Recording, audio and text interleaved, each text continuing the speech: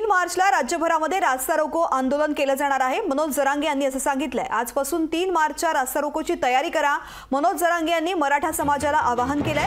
24 फेब्रुवारीपासून सलग रास्ता रोको आंदोलन होणार असल्याचं मनोज जरांगे यांनी म्हटलंय। आंदोलनामुळे मात्र विद्यार्थ्यांना अडचण होणार नाही असंही त्यांनी सांगितलंय।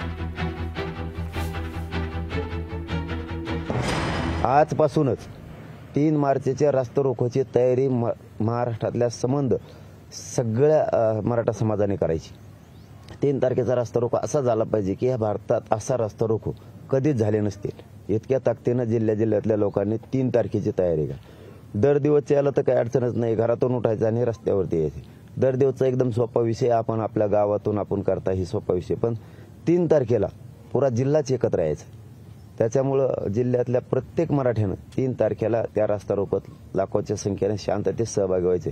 सामान्य लोकांना त्रास होणार नाही। आणि मी आपल्याला सांगतो, कालचा निर्णय विधिमंडळामध्ये दोन्ही सभागृहात पारित झाल्यानंतर विधेयक महाराष्ट्रातल्या मराठा समाजातल्या 100% लोकांनी त्या निर्णयाचं स्वागत केलेलं आहे।